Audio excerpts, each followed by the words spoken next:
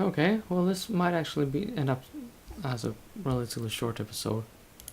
So maybe we won't finish the game in quite, well, this little part right here. But I'm gonna try. We're going to go places. And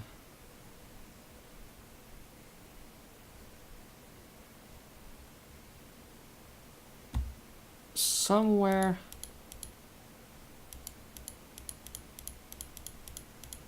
there is a birthing lab. Is that out here?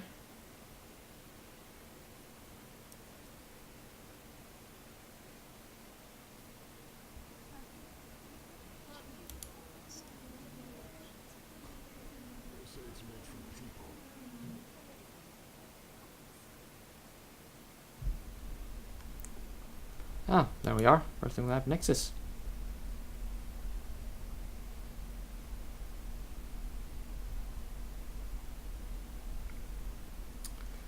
Well, this is not feeling all that horrible, really.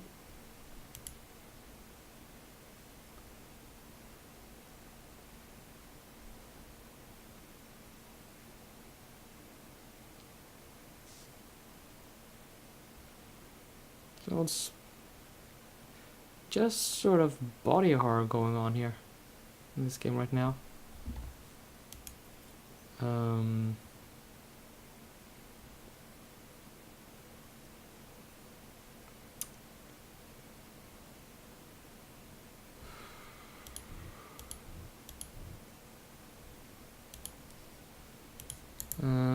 I don't think you're gonna thank me for this. Oh, okay. Well, never mind. If we do this though.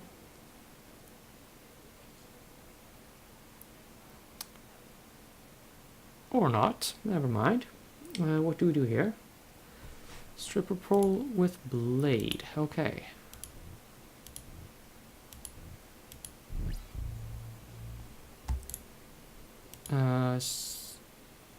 Do we do this now? Okay, not necessarily. That's nice.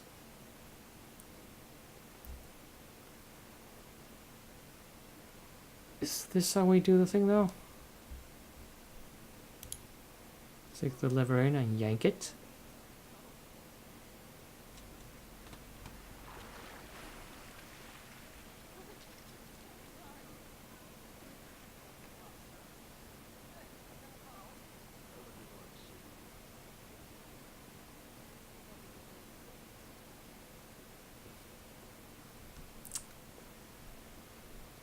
Oh, yummy.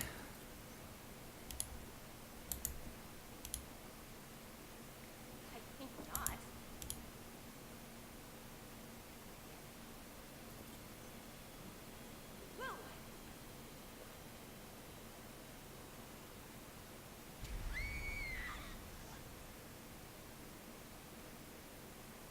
not. What? What's that supposed to happen?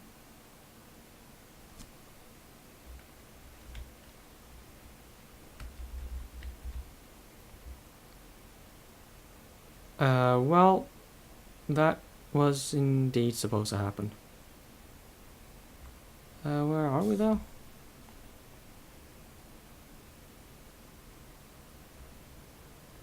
Oh, there we are. Like another April Ryan.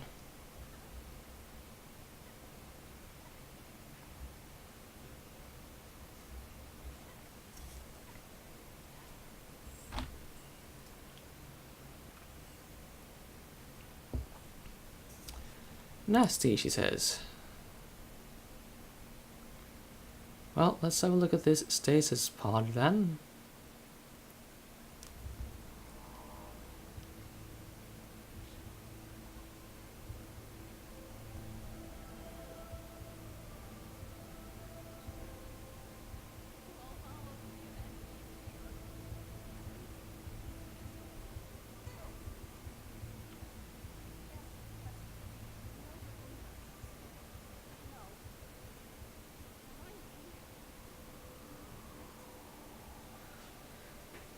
Oh, I guess there's a bit of kicking going on.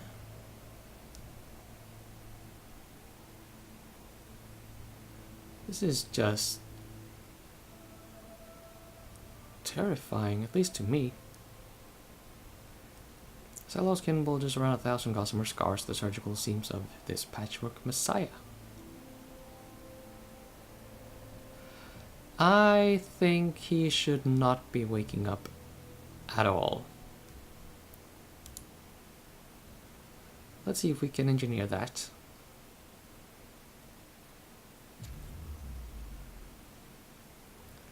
Okay, we have a cryo unit.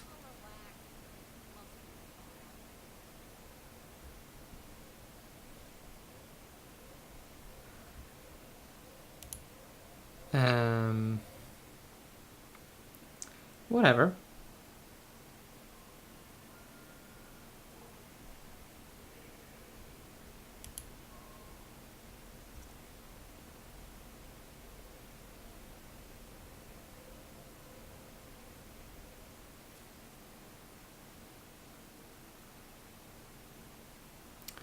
Ah, so that's what's going on here. Okay, well. Right. To the PDT printer room we go.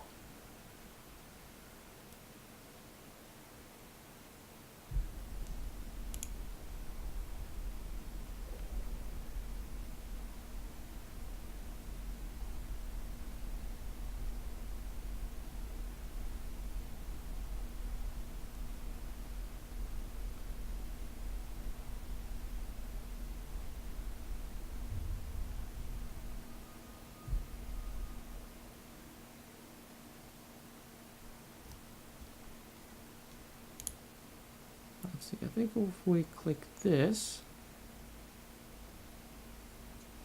Hey! I don't think this matters though, but hey. It's there. You notice how it kind of said Groom Lake on the crate as well? That's what you might want to call a clue that you should keep in mind for the ending of the game.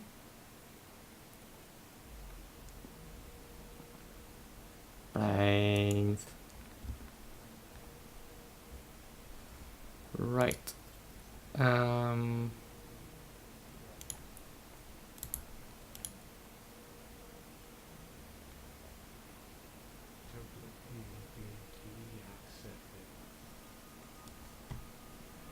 Okay, so we have that, and that other thing.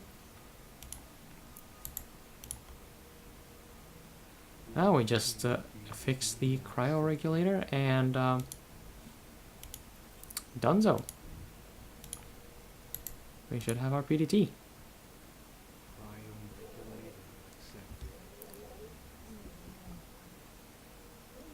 And try not to get creeped out by the shenanigans going on here. Be a little more creeped out by this instead.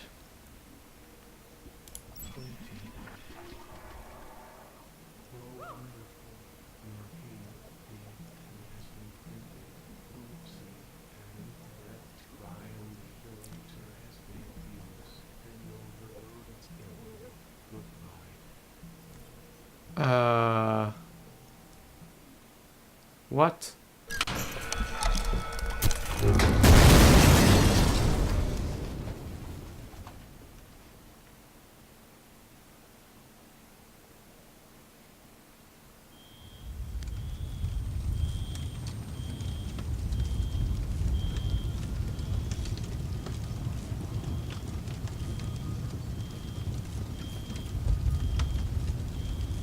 Okay.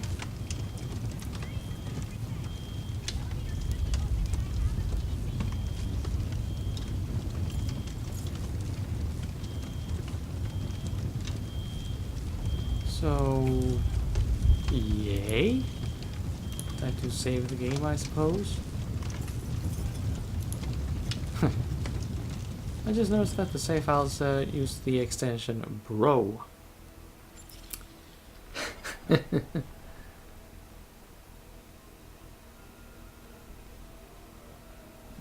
Uh... Uh-oh.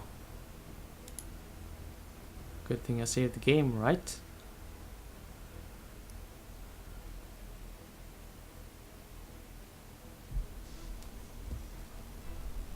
Oh... Neptune's navel. If we go there, there will be a death scene.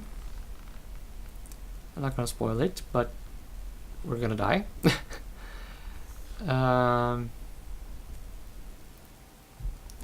So I think I will not right now. See, brain emulation lab. Oh, we opened that. Oh.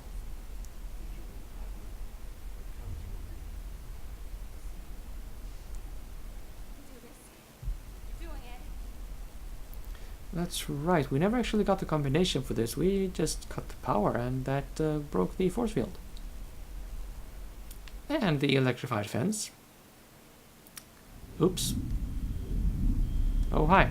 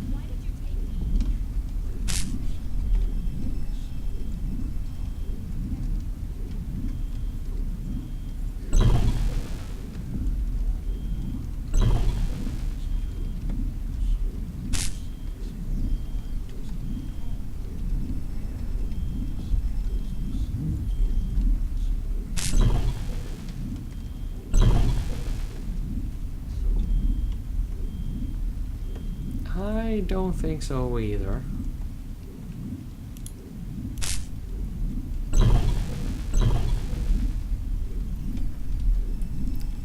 Fire suppression.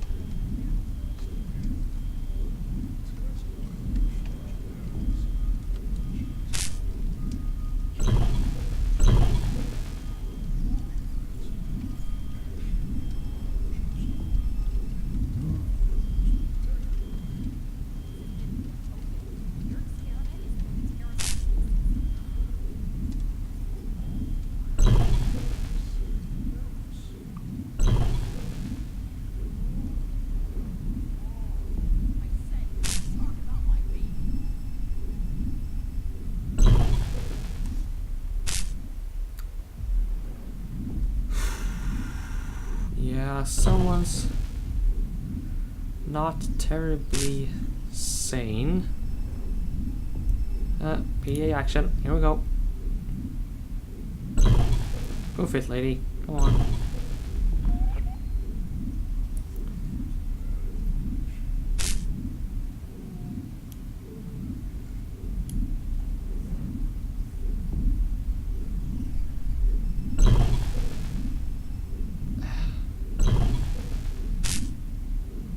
Disgusting. The day of love. Not that it means much to a senescent bachelor like me, but oh, an old man can dream, can he not? For old men have nothing but dreams to keep them awake in the sleepy, languorous twilight of their years, one might suppose, and a dream of love is a salve on this chap's unrealized passion, his grief, his regret. My work in the facility is a different matter entirely, however. Kane has already been delivered to us in stasis, and I still haven't succeeded with even a single subject. A most exasperating problem indeed, not least as this would be only the start of my own ambitions, my own renaissance. Dr. Milan's research has demonstrated that consciousness is nothing more than a program, a set of equations and instructions and conditional arguments.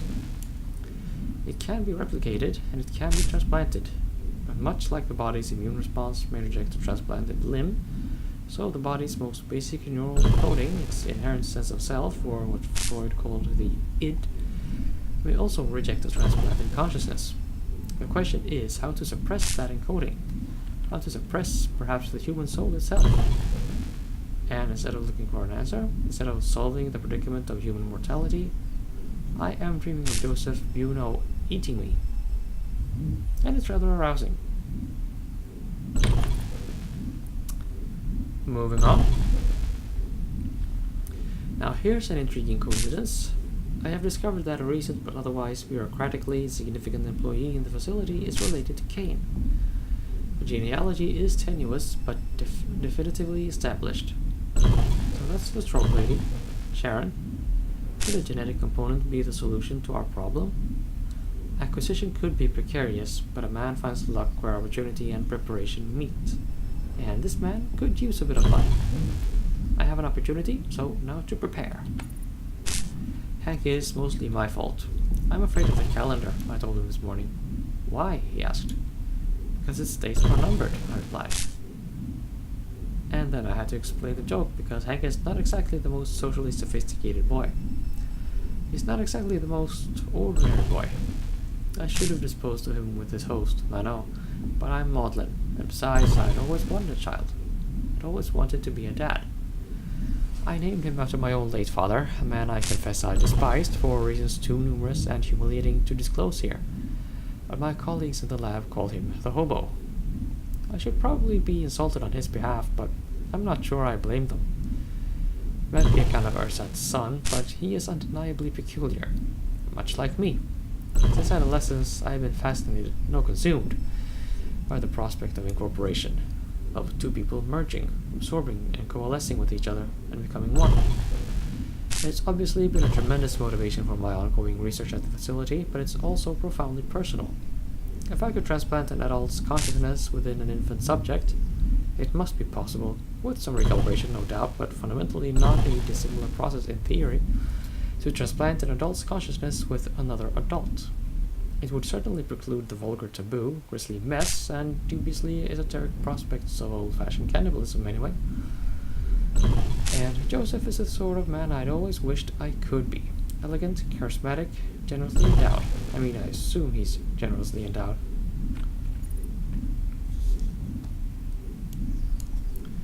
The current project is absurd.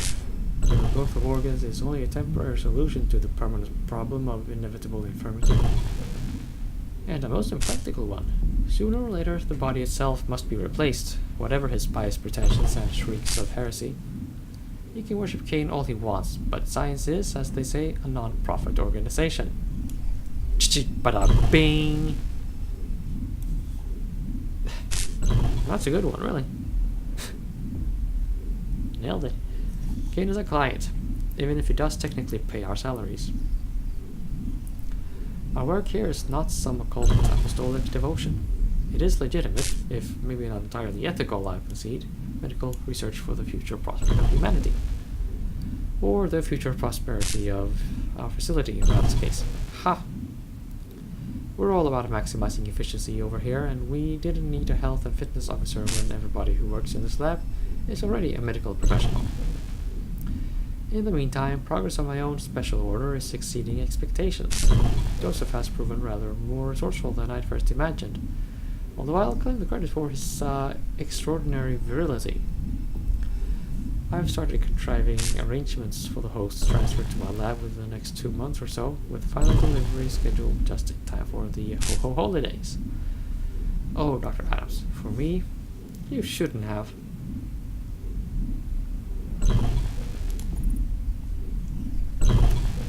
We've had a series of accidents at the lab. Actually, I suspect sabotage of some sort. I found some discrepancies in our security access logs, but the joke's on whomever is responsible, because the early termination of our last 2 host batches has provided a convenient subterfuge for the requisition of my own special order. Now I can watch it on the ultrasound monitor 24 hours a day. All other priorities rescinded. Reports of an emergency situation elsewhere in the facility, although the details are infuriatingly, if unexpectedly, ambiguous. As per official company protocol, I've started the arduous process of backing up my lab work, but if a full evacuation is called, I could lose the most crucial progress I've made on the project. Progress which has, in fact, come almost to full term. The literal sense of the word. I do believe.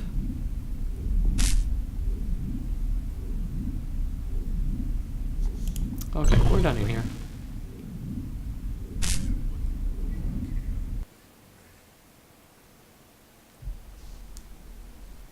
Well, I'm leaving you, so there. Is this starting to creep you out yet? Because it should. Although, strangely, the bars and the wires are bent inwards, not outwards, which I would expect.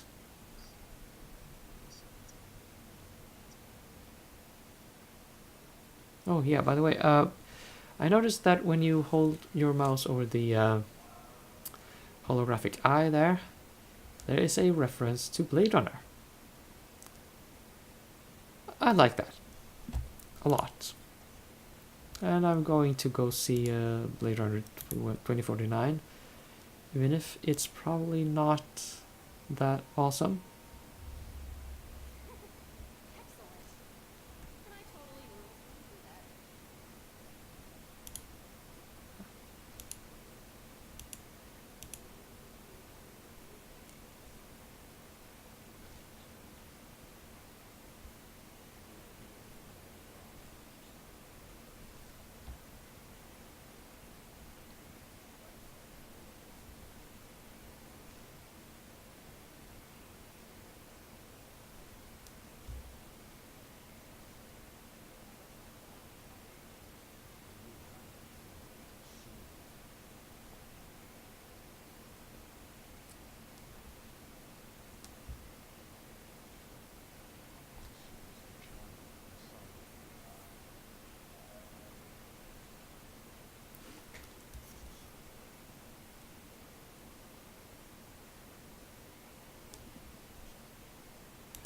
Okay, again, I'm going to end the episode before reading the PDA.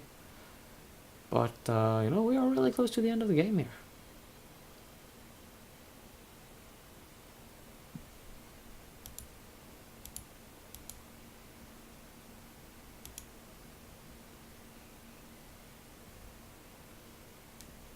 There you go.